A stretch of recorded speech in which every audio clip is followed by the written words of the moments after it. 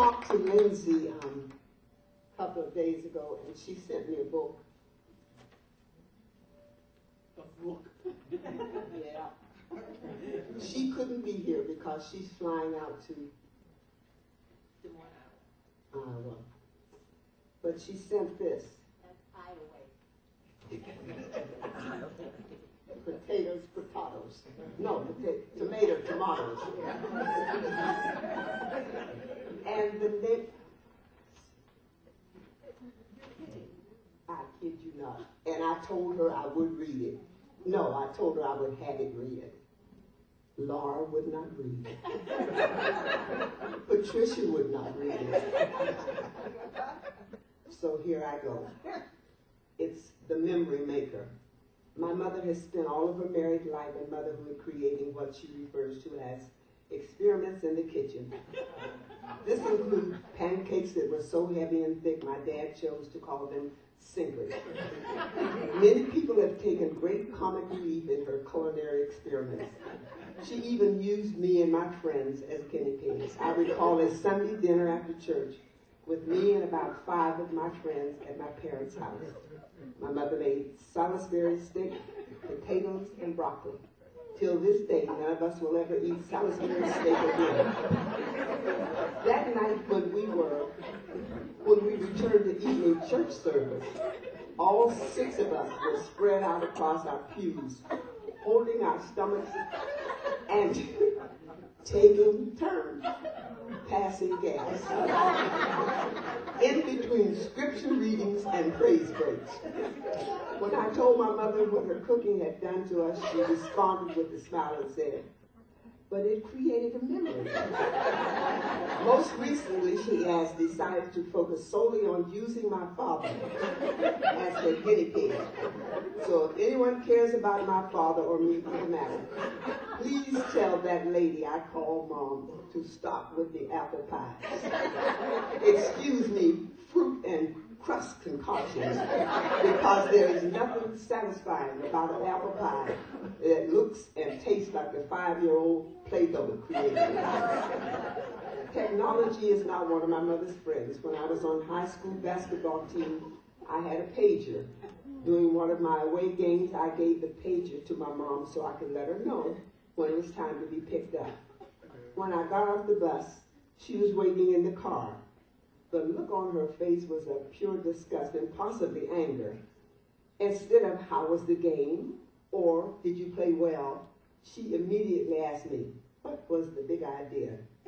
At that point, I was completely confused. I asked her, what did she mean? She said, "Well, the pager went off, and it said go home."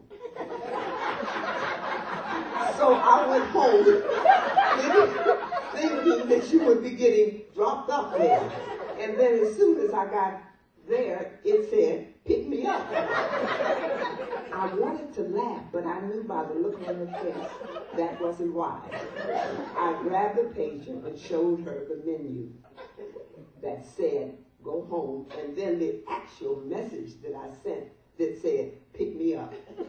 It took her a moment to laugh at herself, but when she did, we both agreed it created a memory. There was more than a decade ago, and technology is still no friend to her. My mother's newest toy is bound and determined to ruin her life. If you have received a text message from her over the last few months that made sense, you ought to feel privileged. For me, that was not the case. Mom recently discovered the voice recognition feature on her phone. This was probably the worst thing that could happen to her. Now, I get text messages that look as though they are in a different language, or that a 2-year-old has been sending her a message because her phone rarely types what she actually said, and she is often too much of a hurry to proofread them. Ooh, I remember this one. The last message I got to tell me what she was going to get herself into deep trouble real soon if she didn't stop using that feature. The day after this inauguration of President Barack Obama, she was trying to ask me if while I was in D.C., if I had met up with my Uncle Cornelius, who I called Uncle Corn. But instead of, guess what I got? Yep. Did she hook up with Uncle Porn? But of course that wasn't the worst one. Mom was corresponding with a local minister via text about some commercials she was running for him during the airing of her talk show. While my mother is quite the kidder, I don't think the message she thought she sent and the one that was actually sent is what she had in mind. While kidding, she meant to say, I'm grown, I'll run your ads, Merry Christmas. But yep, you guessed it, she sent a message that told him she was grown and would run his bleep and Merry Christmas. Well, thankfully, the pastor laughed so hard it brightened his day. And yes, for sure, that created a memory. My mother is also the woman who came to my elementary school when she felt the assistant principal was not qualified to do her job and was practicing tyranny on the students. Talk about a memory. No one was going to mistreat Deborah's child, especially not in front of her. Mom is also the woman who took me to a long list of orthopedic specialists to make sure I received the best surgery when I tore my ACL, and sat with me through 9 months of therapy. And the result, I'm able to dance on stage all over the world, which is also why I'm not there reading this all to you now. My mom is the woman who lovingly threatened to beat probably all of my friends and to let them know she loves them and had high expectations not only of me, but them as well.